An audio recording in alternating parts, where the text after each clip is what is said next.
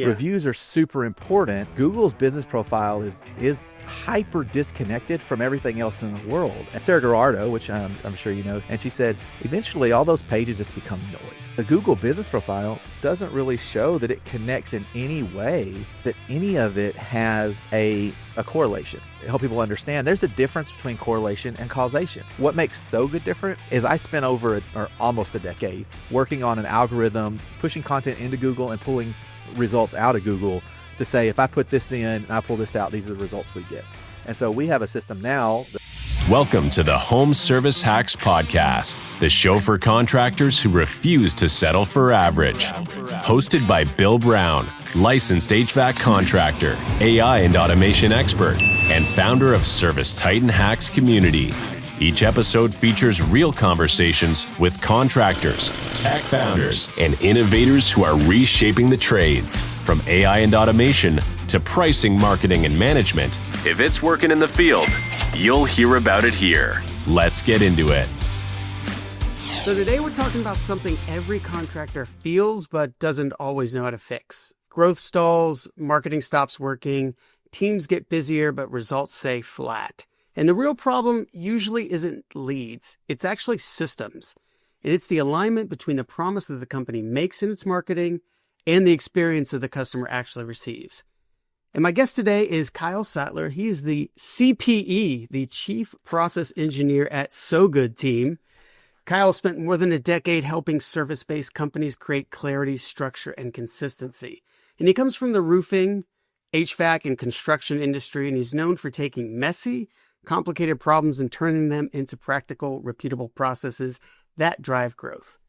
He's the architect behind SoGood's Google Maps growth system and their AI mode visibility systems, which we'll talk about. And they're designed to help contractors dominate Google and build trust at scale. So he brings a great leadership background that's shaped by overhauls to your operations, team development, and focus on communication and accountability. Kyle, I'm glad that you're here today. So let's dig in to how contractors can simplify those ops, improve their visibility, and build systems that support growth. Well, thanks for having me, Bill. I greatly appreciate it. The only thing that I will have to say on my introduction is I don't like being called an architect, but otherwise we're great. An architect? Oh man, that's just the AI written intro, right? Let's not pretend like we're not all doing that. There's really no reason not to. So I don't just throw prompts in there. I like to put some good reasoning behind it, but sometimes it gets a little wordy. So well, I'm pretty sure I actually emailed you and said, here's my AI bio. So I think we're okay, man. I think we're all right. Well, I'd like to assure the audience today, here in November of 2025, that both you and I are real. We are. We're not digital clones. We're not just making this up. But maybe in the future we will be. It sounds easier, but we're real so much today, right? So real that my social security number. No, I'm not actually going to do this.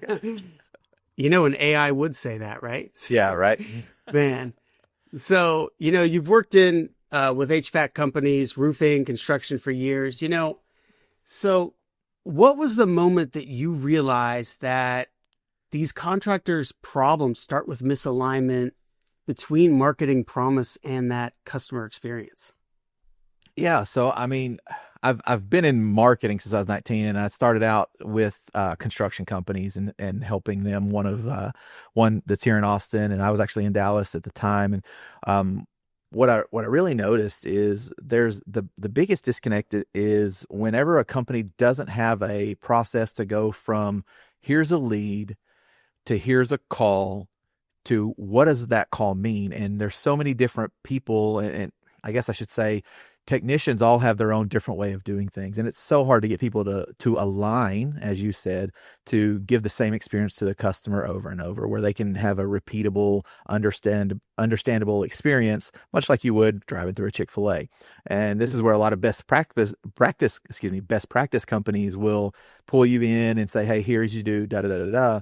And those are great, and that's useful. But at the end of the day, you have to build what's part of your culture and part of your team. When I noticed that, I would have to say, I don't know, I was probably in my 20s somewhere. I was just kind of working through going, we're getting leads in the door.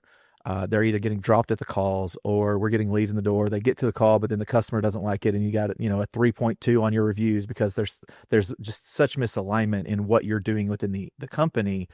And all companies have it, not just home service companies. I mean, Sure. our company, we're constantly growing, constantly changing processes in house to make them more solidified as well. I mean, we're a fairly young company, and I've got people here that, like my business partner Paul.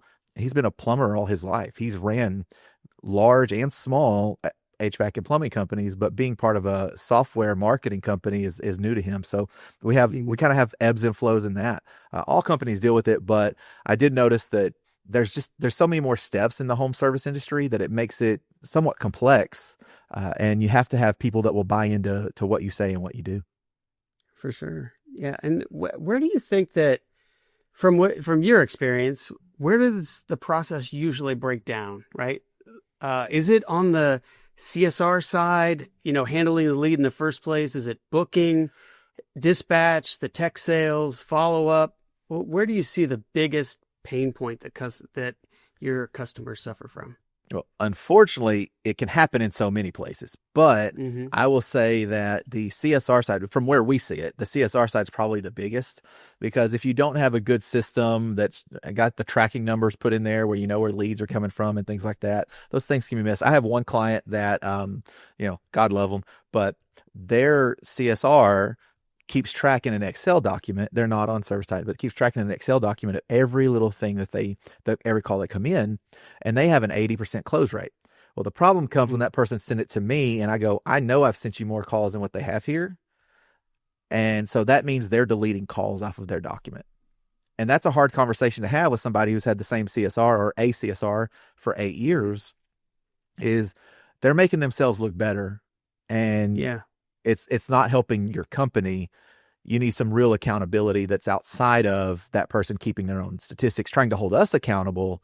But in the process, I can see numbers on our end that we've done more than what they're saying. So there's a problematic situation. And my numbers are automatic. They're not from somebody in-house keeping digital information. So unfortunately, it is, from what we see, is mostly the CSRs, just because we don't get to go from the CSR to the technician side based on where we're at as a company.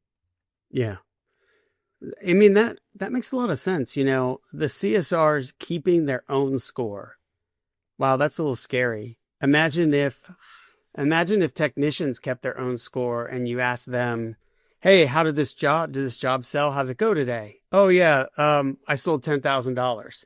And you just had to take their word for it, right? Yeah. I'm not saying that CSRs, from what I've seen, are, trying to be dishonest, but at the same time, you need some checks and balances there. And that's one of the things I noticed in ServiceTitan, is that booking rate is way off. It's way off. Typically about 30 to 45% from what I've seen. So if you're a marketing company and you're sending a company a lead, who knows what happened with it, right? You have to really dig in. So I would imagine that would be a very big problem for contractors, not being able to handle that, just the booking process. That's the first step after getting the lead, right? Yeah. So for us, when we were running our HVAC and plumbing company, if I had a tracking number set, I had actually set where the CSRs could not change the lead source. They absolutely could not change it. And some of them hated it.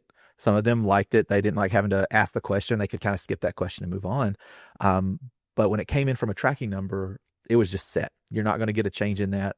And some people were like, well, then, you're not going to have all the wins you might want. And on the different campaigns, I'm like, I want true data. And the truest data I can have is when a human's not touching it. And so that, for me, that's where most companies, or all companies should be, is they should have that information to know where the leads come from. Now, when it comes to booking rate, you hit it on the head. I know one company, there's one CSR. I was in a best practice group, and I won't say who they are, but for 3 years straight, their top CSR had 100% on their board that they submitted to this best practices for 3 years. And I'm going, and they had I think $60 or $70 call service fee, or whatever you want to call them. And I'm going, you're telling me if they take 6 calls a day for an entire year, not one of those calls didn't get booked? Not one? That seems unlikely. Not one person didn't want to pay the $70, Yeah. right? Like, I mean, get that person out of the CSR room and get them to a sales call. Let them sell HVAC systems. I mean, if they don't get no's, then let's get them at a bigger spot, because the reality is that just seems impossible. And so if you're allowing that kind of documentation within your company, then you're really just missing your analytical goals, and you're not setting proper KPIs, and you can't see, because it's always the saying, right? Junk data in, junk data out. You're never going to win that way. Yeah, I mean, you'd be better off making decisions on feelings than on bad data, right? Mm-hmm. You know, and I think 100%. that's what, I mean, how many meetings have you gone to where you've started them and you've looked at data with your team, and the majority of the meeting is everybody believing whether or not the data is accurate, not actually analyzing it from there. So that's your typical CSR data, right? And I mean, well, I hate to say that's your typical company data. And the reality is, for me, when I've walked into companies and I'm going in to help them, right? That's what I'm doing. I do process, I do marketing, I do a few of the different things, very analytical in nature. I walk in with the assumption that everything is wrong.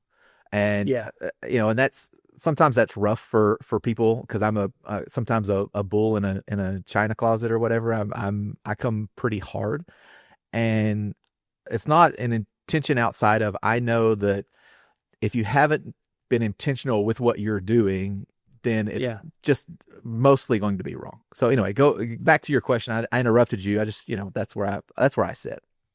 Yeah. I mean, that it really makes sense. I think that, for contractors, their core competency is, a lot of contractors started out as technicians. The majority of owners, that's where they came from. Install, tech, sales. They're more comfortable in the home following a sales process or an install process. For me, at least, my core competency was not in the call center of my company. I hated it, man. I hated answering the phone.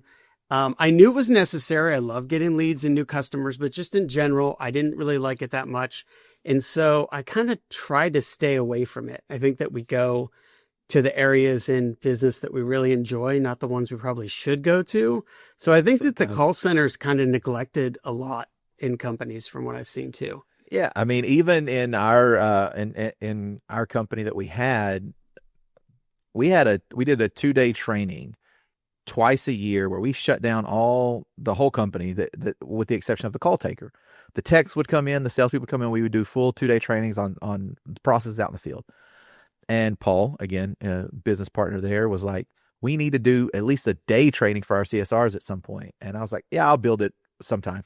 Eventually I'll build that eventually. And I didn't. I just didn't. And I wish I would have.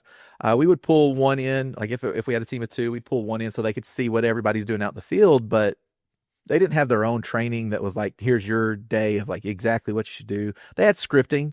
They rose from in Service Titan from about a 45 booking rate to roughly about a 75, give or take, with a dispatch fee or a service fee.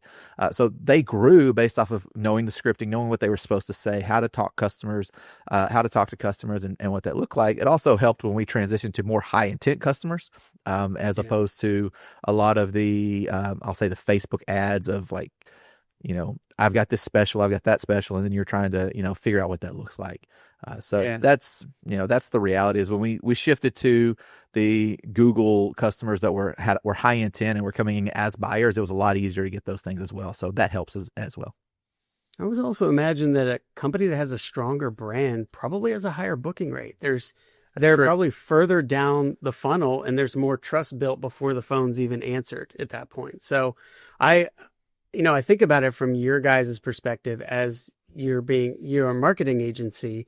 Man, I would want to work with contractors that had really strong brands. Maybe not like a lot of brand equity. You can't always, work with contractors that have been around 50 years. But when their Google Maps has great photos, their website, everything looks consistent.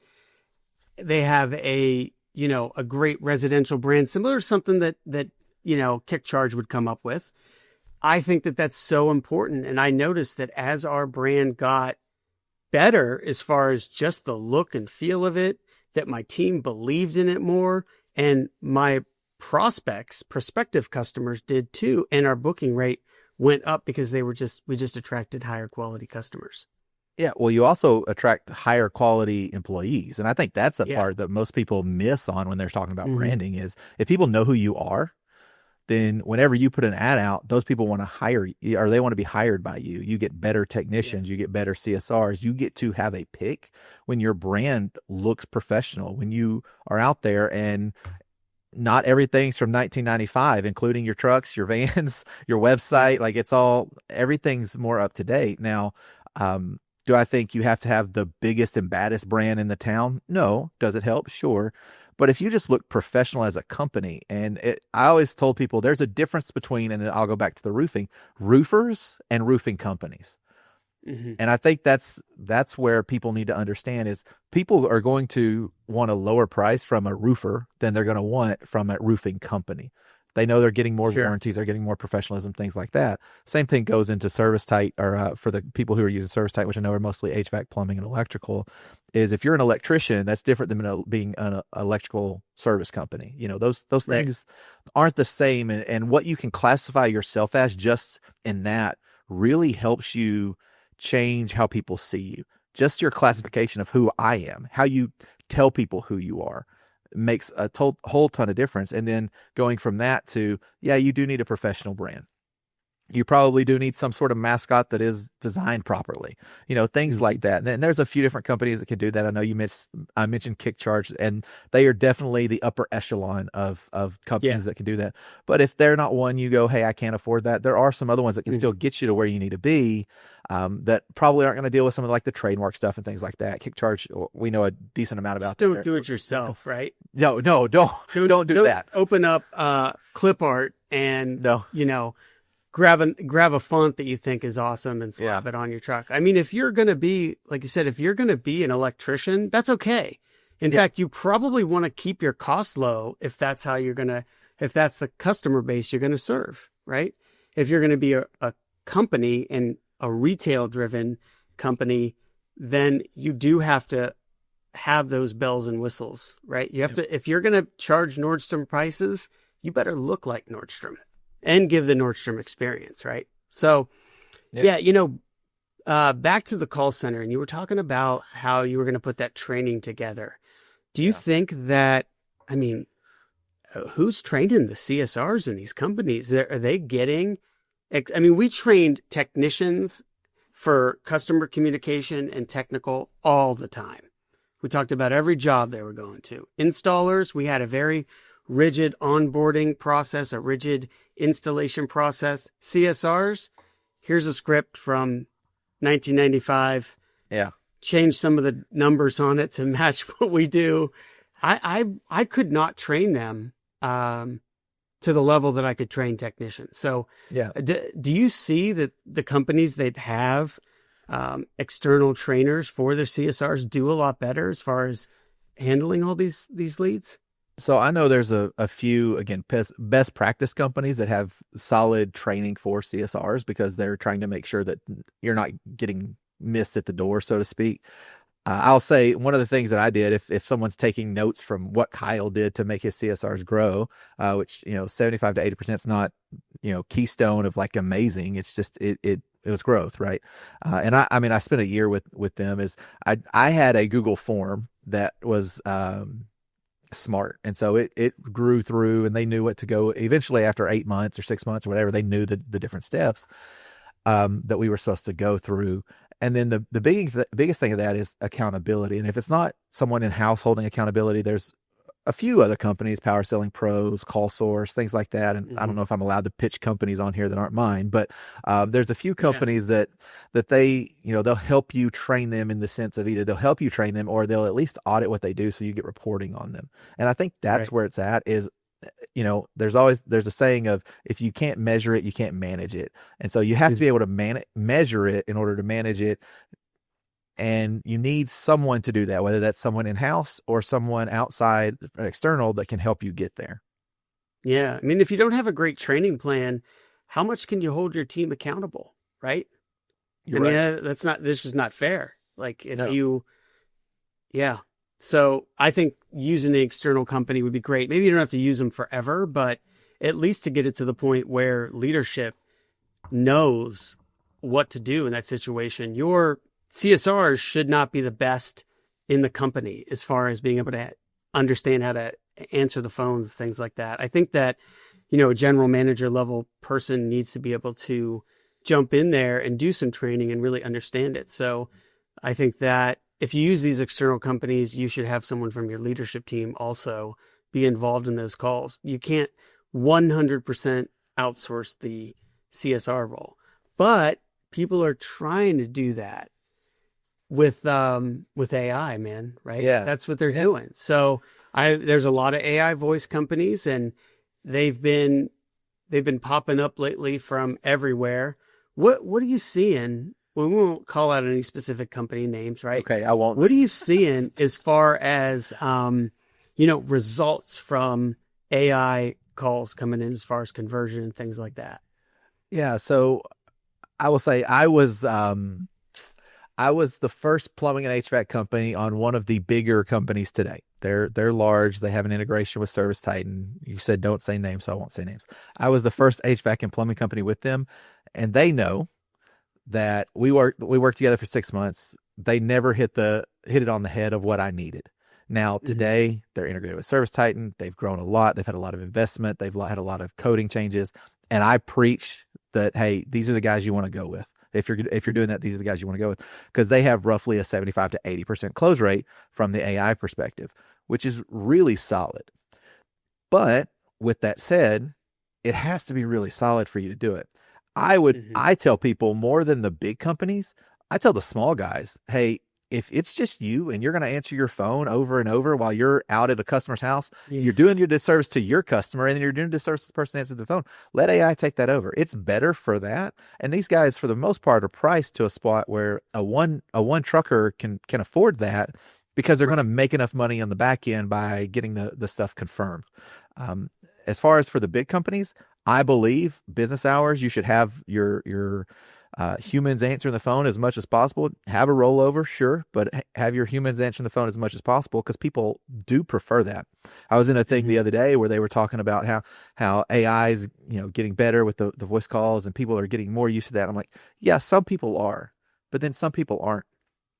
And some people, a generational thing. It is, but the generations still have still have a decent amount of money, are all the ones that are not going to want that. Let's just be honest here. Yeah, I know that's a whole nother problem, right? That's a different podcast, but I think we all know where the money line stops, right? And it's not. Well, there's a reason forever. Old and younger.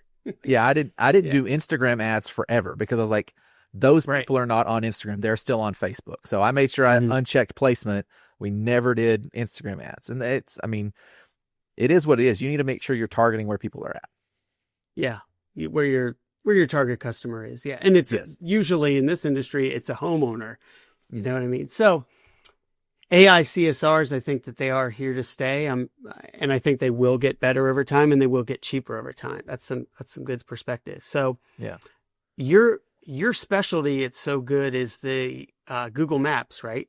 So tell me a little bit about Google Maps. I know for me, it was very important in growing my company. As far as when we first started in 2012, getting reviews on Google was not a main priority of our competitors. I think there was like a $50 million company in the area, and they had maybe 300 reviews, and their rating was 4.2 stars. So I built my whole company just by getting a lot of reviews and being shown in those maps. Today, man, there are so many people in the market that have thousands of reviews, 4.8, 4.9 stars. So what can owners do to stand out in Google Maps now? Well, I want to hit you with one stat before I go into that, and that is every 40 minutes in America, a new home service company is started. So you said there's a lot. There's a ridiculous amount of competition, and it just never stops. And everybody gets a Google business profile, and everyone tries to grow, and everyone goes and gets reviews, right? Yeah. Reviews are super important, but the big thing for Google, and the thing that I will say we have solved from a breaking myths, marketing myth, is that Google's business profile is hyper disconnected from everything else in the world. And that's where forever it was, oh, you got to make sure you have your location and your product page, and you got to have 1,000 pages with all these different things. And Sarah Gerardo, which I'm sure you know, she said it best literally last week. I was at a thing with her, and she said, eventually all those pages just become noise. Yeah. The Google business profile doesn't really show that it connects in any way to, sorry, all my Google stuff's going off on my desk. Doesn't really show in any way that any of it has a correlation. Yeah. Oh, excuse me, a causation. Doesn't have a causation. And so I've been trying to help people understand there's a difference between correlation and causation. And having a bunch of citations across 1,000 directories doesn't really seem like that matters. We don't do anything with citations at all. And so, and we have people ranking up all the time. And so that doesn't seem like that really matters. What I said is there's a correlation between the company that makes sure that all their directories are correct, and they also make sure their Google business profile is being active. Right. That's correlation, not causation. And the same thing with the companies that are being proactive in their website building and make sure that they're current in all of those things. More than likely, they're also being current on their Google business profile. So there's the correlation there. And so for me, what I tell people is activity matters. Now, what makes SoGood different is I spent over almost a decade working on an algorithm, pushing content into Google and pulling results out of Google to say, if I put this in and I pull this out, these are the results we get. And so we have a system now that's backed or edited by AI that I started building a long time ago that pulls people's information and then makes adjustments. And so it makes adjustments on what we do next. And we have a full systematized software that makes those adjustments. And so we have clients who go, I want to know how many posts you're going to do. I want to know how many pictures you're going to put. I want to know how many videos. I want to know how many Q&As. And I'm like, I don't know, because ultimately it's going to matter what the system thinks. Now we have our base of what we put everybody in, but it's going to judge based off of how you're winning or not winning. And if you're not winning, it's going to make adjustments until you start winning. And then it's going to go, okay, this is the proper path to go on. It's going to keep living in that path until that stops winning, and it's going to keep going. And is this content, this pictures, videos, is that within the Google business profile, or is it somewhere 100%. else? Is it on your website? So no, you don't just set your profile up and leave it static. This is something that you have to continuously work on. And yeah, so this is where I get to preach my most fun thing that people don't realize. And there are people who've argued with me a ton. Marketing companies are just like, no, you're wrong. You can disagree. That's completely fine. But at the end of the day, this is the reality. The Google Maps infrastructure, the core of what it was truly rebuilt in 2015. It was built as Google Plus pages. Google Plus was a social media network. Yeah. What do social media networks want? They want content. Right. And so ultimately, that's within the social network. Right. Yeah. And in that social network, they also don't ever want you to leave the social network. And I tell people this all the time, and it's actually on our little koozies. I don't know if you can read that backwards. Is nobody cares about your website. What I mean by that is Google never wants people to go to your website. They never do, because they lose the potential for revenue every time it's off of their infrastructure. Mm-hmm. And so people do care about your website, but Google does not. It cares enough to say this is what it is. And that's gone even further when you go into AI mode, where quite literally it's scraping hundreds of websites, giving the most common answer, and then giving credit to one person who gave that common answer, whoever has the biggest authority from a digital profile perspective, which is where our AI mode comes in, where we started pulling those questions when AI mode launched and said, where is it pulling this content from? And how is it connecting and giving those authority places? There are some places like Home Depot and things like that where they have authority because they have authority.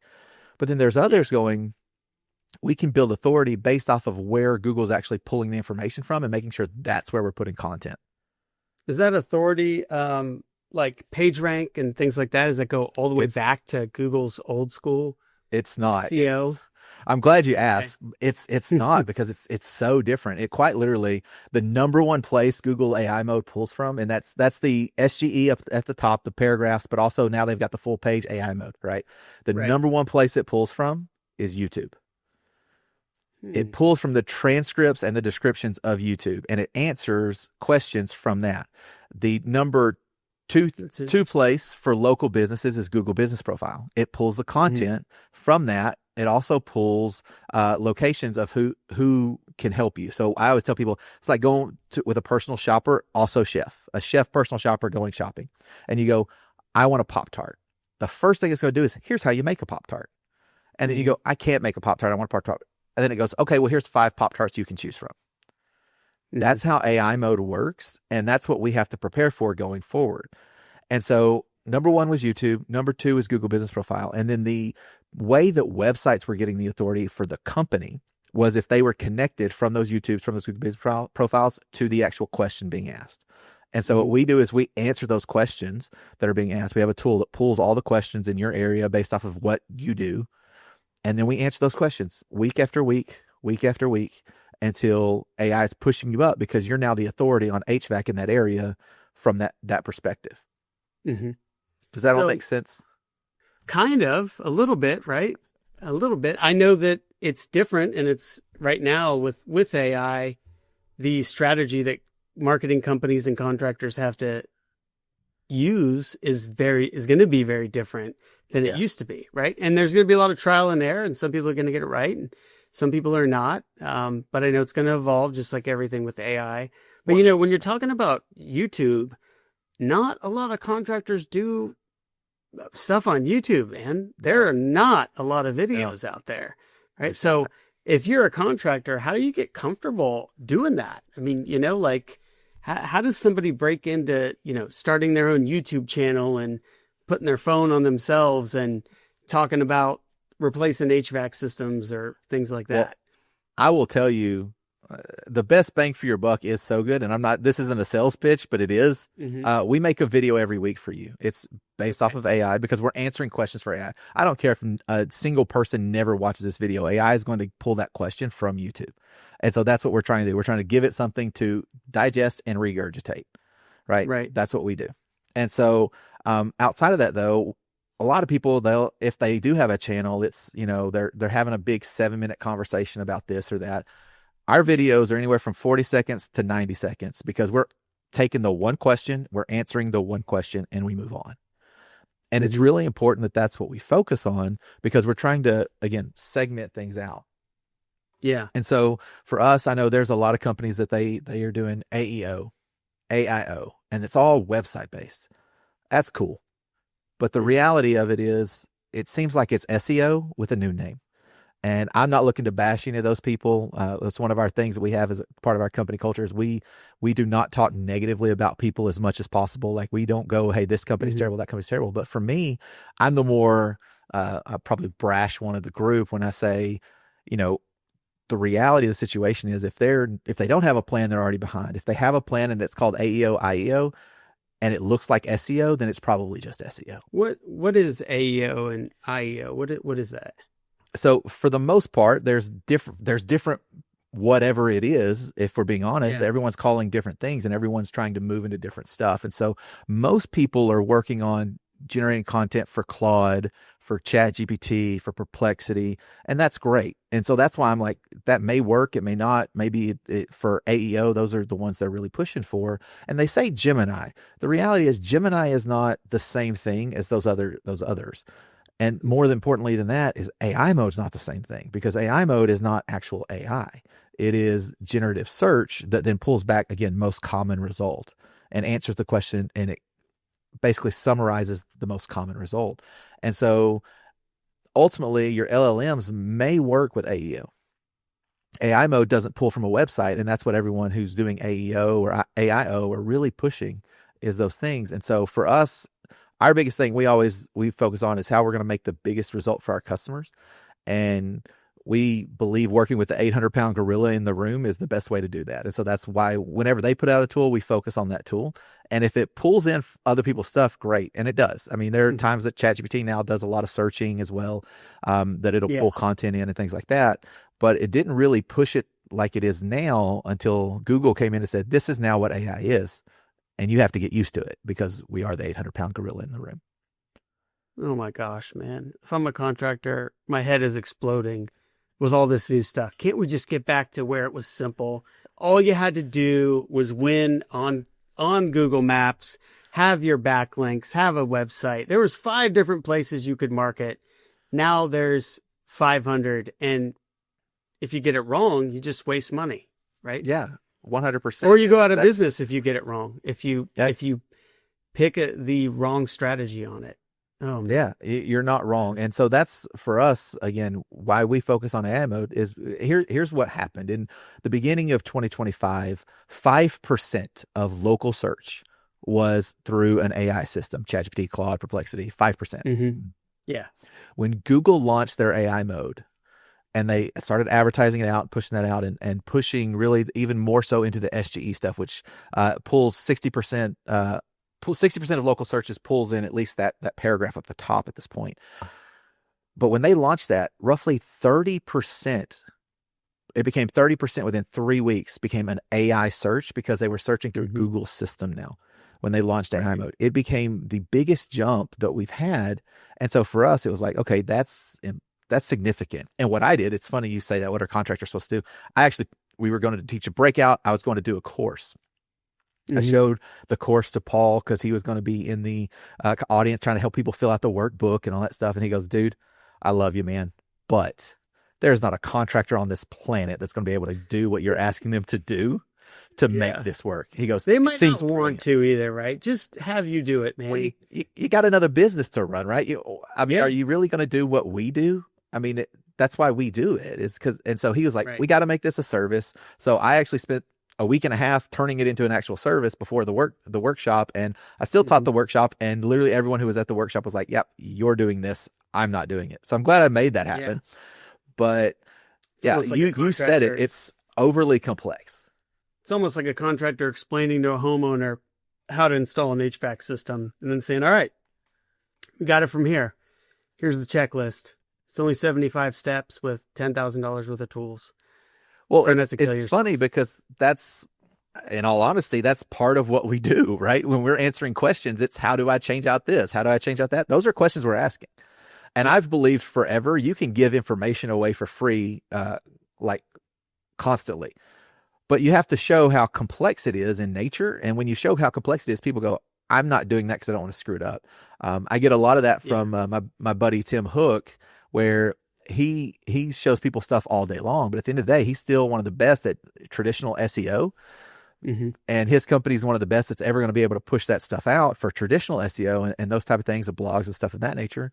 But he still shows everybody how to do it. It's not a matter of how, it's do you have time? Are you able to make all that work? Are you going to understand the eccentricities, the tiny little things that make the switch of good to great? Right. And so that's what I want to do. I want to give this information away. I'm very open. We're open about our pricing. We're open about what we do with our deliverables. I hate that word, but deliverables. I prefer results. We're open about all of those things because at the end of the day, if you want to, you can. One of our AI mode packages comes with social media postings. Well, the reality is I'm going to upload to YouTube as part of our package for the base package. You could download that video and go upload it to your own social media if you want to, but do you have time? Is that something you want to do? Right. So you only have a certain amount of time as a contractor. You got to pick got to do the Pareto principle, right, man? 20% of the actions that you take drive 80% of the results, right? Yeah. So 100%. But a lot of contractors don't want to be marketers, but they understand the importance of it. And they just don't want to get screwed over. Yeah. Well, I get choosing the wrong agency, right? I often tell specifically contractors, is the world that you live in, where you have so many people question you because of other contractors that have showed up and have screwed them over. I live in that world to about the 10th degree because there's so many more marketing companies that have been around forever because anybody can start one. There's no licensing with it. There's nothing like that needs a certification. And a lot of people can talk really pretty words and contractors will believe what they say. And then at the end of the day, when you've worked with somebody for 6 months, a year, and you have zero results and you're feeling like, ugh, especially when it comes to SEO. And that's one of the things on one of our strategy session slides. I literally go through average type of leads. What does it look like for your cost? What does it look like for your timeline? And what does it look like for what the type of lead you're going to get? Because at the end of the day, I'm trying to educate people. And website SEO, when companies start fresh out, that's the first thing they do. I'm like, that is such a big waste because you're not going to get a lead most of the time for 12 months. You're not going to get a real lead. And then you do that though. No, they don't. I will. So if they don't tell you that, your expectations are not aligned with reality from day one. You're going to be disappointed. Right. Yeah. And when you talk about a lot of these marketing companies that charge $3,000 to $5,000 for SEO packages when they're doing a blog a month or whatever, I paid it. It's well, you've paid it. I've paid it, and I've done this stuff forever. Back when $5,000 was a lot of money, right? Pre-inflation. Yeah. Yep. $5,000. You got all these companies that's pretty average of $5,000 for blogs and SEO writing. And then we're going to, some companies, they will package in the website with it. Sometimes you got to spend 15, 20 grand for the website beforehand. Like there's so much that can just go all different directions and can hurt you from a marketing standpoint. And so I tell contractors all the time, I understand at the end of the day, the reason we started this is because this worked for us. We launched it in February of 2025 is when we launched our Google business profile process. In 3 months, we turned off all PPC, all LSA. We stopped doing SEO. We didn't do any social media ads, and we grew by 55% with a 3% marketing spend. Wow. And that's I great. will tell you, I have a coaching company that if someone goes, no, that didn't happen, I can literally send you to the coaching company who looked at our books, and they had heard us say it. And they didn't believe it till they went through all the P&Ls. They went through all the information. They said, on top of what you've stated, which is an accurate statement, you also have a fuel cost of less than 1% of revenue, which is unheard of. At the end of that year, all driving Priuses out there? What's going on here, man? We stayed in 13 miles, man, or 15 miles. We kept everything within 15 miles of our shop. And so efficient that way. Yeah, super, super efficient. And it makes you look so much bigger. You talked about branding and stuff like that. If you have a branded vehicle, you have 5 branded vehicles and you're driving around in the same 15 miles, people see you over and over. They think you got 30 trucks, 40 trucks. They just believe it. And so it helps you grow your brand even more. But at the end of all of that, towards the end of that year, it was towards November, we go, we're going to package this up and sell it. We went to Pantheon. It was actually in October. And when we went to Pantheon, we said, we're going to package this up to sell it. Or actually, excuse me, we went and we were actually creating a podcast. It was going to be the SoGood guys, Paul and I, and we were going to interview people, get our name out there, brand. And we talked to people about what they're doing and we told them what we had done. And we had 5 people that walked away from that saying, we want this from you. And so we went home and started a company. And so November is actually our first year as a company. And yeah, that's just kind of where we were. Is we grew from there, and in March we had a goal for 2025, and in March we hit that goal for 2025, and so it's continued to grow from there. And then we've added AI mode and things of that nature. But ultimately, we're contractors, and we started this, and we've set our terms of service. We did everything that we do based off of us being contractors and tired of being screwed over by marketing companies. Yeah, no doubt. No doubt. It's happened. Oh, there are great marketing companies out there, though, right? Oh, 100%. There are. It's just that I've already listed a couple. when you have the bad experience, it can be devastating. So it really stands out, right? So we talked a while ago about reviews and everything. Yeah. So what do contractors need to do with reviews? Is it still worth it to try to get a review on every job and respond to every review? How's that work today in 2025? Yeah. So, yes to both of those. You should be getting a review, but unfortunately the reality of the situation is you need a review that's more eloquent than what you're normally going to get if you just ask a customer to leave you a review. So, we had a process where we went from, after 4 years of the company, before we got there, it had 400 reviews. By the time we left at the beginning of 2025 this year, it had 1,200 reviews. So getting reviews is a massive thing, and you need to work on that. But the reality of it is you need to try to convince the customer in some way to either post a picture and type in your keyword, whatever that may be, tell what you did, things of that nature. Just saying, Johnny came to my house, he did a great job, I'm really grateful for him, doesn't quite fit the same as Johnny came to my house, he fixed my AC unit, it's completely repaired, I'm so grateful for these guys, 5-star, airfix.com is amazing, whatever that may be. Yeah. Though you need the review to be more intricate, because when everybody's getting reviews, you have to have something that sets you apart. And that's the thing that most contractors now aren't having done. They're not going to that step because there's nothing out there that's really making that easy for them. And then easy for the contractor and for the customer. For the customer, yeah. And so the next thing on that is replying to reviews. You said that. It's one of our things that we have where we actually have it where we will reply to the review for you. We use AI to do it. It's very human-like AI that replies to that for a 4 and 5 star, we will reply to the review for you. If it's a 3-star, we email you immediately to 3-star or below. We email you immediately to say you need to reply to this so that you can defend the company without being defensive. Yeah. So, I mean, do you guys coach your clients on how to respond to a 3-star review, how not to get emotional and, place blame on the customer and ruin your reputation worse than a 3-star review would actually do it? Well, I always what I say to people is defend the company without being defensive. And honestly, no, should we coach? I don't know. I've stayed away from coaches because we have a lot of coach friends and I don't want to step in their world. But the reality is we could do that. It's something that we could help with if somebody were to ask us, how do I deal with it? And I actually think last week we had a client that emailed us and said, I don't know how to respond to this.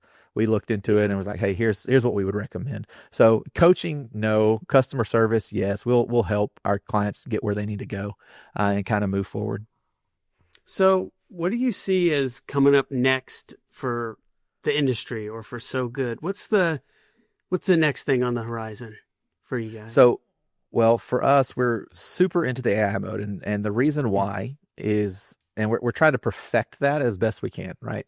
We're moving quickly, but there's one element to AI mode that's no one really has a good answer for right now. And I'm trying to figure out how to solve it. And that is the number 2 source across the nation, but the number 3 source when it comes to local is that AI pulls from is Reddit. And interesting. There'll be a lot of posts about local on Reddit. Are there? There's not, but that's where it pulls from. And so it doesn't necessarily pull the local information. It pulls information from Reddit because it's a public speaking forum. I always say it's the Wild West of the internet at this point. There's almost no regulation on it. It's quite literally Facebook meets the newspaper meets Pornhub. Don't know if I can say that, meets every other aspect of the internet you can imagine, all just thrown into this one infrastructure. And so, and just, I'll sidetrack for a second. The way that I know this is we pulled all the questions. We pulled questions after AI mode launched. We pulled the answer. We pulled where it got the answer. And I pulled about 7,000 questions and put in about 20,000 resources that AI mode was pulling from into a system that said, these are the top 3 to 4 places that it's pulling from. And so that's how I know that information. And so, I think that's the big thing for us is we're trying to figure out how to solve that. And if we're the only ones doing that, then I think we'll take the market on that pretty quick. If other people are working on it too, then, hopefully that'll work. And the reason why I'm open about our tactics a lot is because we believe rising tide raises all boats, right? So for me, it's better for marketing companies for us to be able to say the same thing. And then it's the deliverable, it's the results as opposed to the tactics. If someone else says this doesn't work or that doesn't work, then again, we're back to the trust game. You can't trust me if 3 other companies say, well, that's not how we do it. That's not how we make them rank. And here's how our rankings work. So ultimately, I would rather us all be able to agree together so we can win for all the contractors. Because at the end of the day, nobody can service all the contractors when it comes from a marketing standpoint. Oh man, does that mean that contractors have to start like a Reddit page now or something like that and start talking with our community through Reddit? Well, here's the question. How do you get the question? Because if you're just providing the answer, that's great, but how do you get the question on there? Are you going to have multiple Reddit accounts? And then are you going to be starting subreddits for the city if they don't have one? Are you going to be forcing the question out there and then turning around and answering the question? And if nobody else answers the question, do you have credibility in that answer anyway? That's what I'm saying. There's so much to it. It's such a big element, but it's what needs to be tackled right now. If I'm being honest with you, that's what needs to be solved, because when you're talking about the number 2 and number 3 for the biggest results, and then taking that and getting credibility from it, it's again, we're in a game-changing situation where you've got to hit the big numbers first. That's you mentioned it, 20 and 80. 20 and 80. Yeah. So you got to dominate whatever Google's doing because they're they're the framework behind everything still. But then we have this new thing coming up, Reddit, that was not, well, it's not new. It's been out forever, but Reddit was just insignificant in our industry. And now, surprise, here it is. So I'm going to check back in with you and see how you're able to figure that out. Okay. It's the only social media channel that's not regulated, right? Everybody knows Facebook has regulations of, they will say, hey, this post can't happen. Every other one, they have some sort of regulation. Google's pulling from the non-regulated stuff, which is funny because they are hyper-regulated themselves, right? But they want as much data as possible, and the best way to get data is to have it unregulated. It's true. Right. No walls for their bots to crawl. Right. Yeah. Something like that. I think I spoke your language there. I'm not sure. No, you did 100%. You did 100%. They're AI crawl bots or whatever. Yeah. It's almost like I can visualize that as something in the Matrix, just going around getting data, regardless of where it's from or if it's accurate. So you could just post any shit you want on Reddit. It's going to make its way into AI somehow. So, man, I do not accurate you in trying to figure out how to do all of this stuff for your customers, because ultimately, as a marketing company is figuring it out, they're going to be held accountable to the results while they're learning at the same time. So, correct. Whew, man, we'll have to see how this all shakes out. But I said, I'll check in with you and see how it goes. So, well, I'm happy to report whatever I can report when I can report it. Awesome, man. So if somebody wants to get in touch with you or SoGood, what's the best place to find you? Yes, I mean, you can email me, Kyle@SoGoodTeam.com. You can go to our website, SoGoodTeam.com. We do two things, Google Business Profile Optimization to help you win there, and then our Google AI Mode Visibility System to help you win there. And I didn't hit it, but I will hit it because I don't know what timeline we're running on here. I know we're probably getting to the end there, but at the end of the day, Google has a timeline that they run, that whenever they launch something, it becomes their primary way of doing something, usually within 12 to 18 months. And we are, when AI mode is actually built to replace the blue links we've had for over 3 decades. And so when you look at that and go, I'm still doing SEO, I'm still focused on SEO. I'm not saying SEO doesn't matter. I'm not saying it's dead. I'm not one of those, hey, let's put a tombstone on a web page type situation. I'm the one saying that what was built to replace it is here. And if you're not prepared for that, then you're going to be behind. And based on your industry, everyone else may be behind too. But that's true. But you can get ahead, which is where you probably want to be. How long has AI mode been out? Since May. It went public in May. So all right. Theoretically, sometime between May and the end of 2026, it should replace the blue links. Now, I could be completely wrong, right? I'm just saying, I literally have a graph somewhere on my computer that shows every product they've launched over the past 2 decades. And from those products, everything went from launch or announcement to fully integrated, fully installed within 12 to 18 months. And there's just no reason for the blue links and AI mode to coexist. I believe right now the biggest thing that's stopping Google from pushing this out even more is they've not figured out what layout they want for everything, and then they can turn into the PPC and monetize the situation. AI mode has very little monetization in it, and Google's got to make money, so that's why we haven't had any real result on that being the biggest thing. But the moment that happens, you can guarantee it's going to be a rocket, because they're going to get more out of it, and customers are going to come to them more with that AI mode than they're going to go to the other AI systems. Sure. Yeah, that makes sense. Wow. Yeah, that's a lot of changes coming up. So yes, contractors out there, get ready for them. They're happening. Awesome. Well, hey, Kyle, it was great having you today, catching up. And man, I'll talk to you soon. And I'll drop links in the podcast of how people can reach out to you. I appreciate it. Yeah, SoGoodTeam.com or Kyle@SoGoodTeam.com if you want to send me an email. We schedule strategy sessions. There's no obligation to buy anything. We just go, hey, this is where you're at. This is what we see. We do have a 45-point AI mode audit that we'll do for you free of charge. And, we're happy to do that. Awesome, man. Thanks for joining me today. Appreciate it. Thanks, Bill. All right. Thanks for listening to the Home Service Hacks podcast. Be sure to subscribe on your favorite podcasting platform so you never miss a future episode. For more information or to connect with Bill, you can check us out on Facebook at Service Titan Hacks or visit our website at servicetitanhacks.com. We'll see you next time.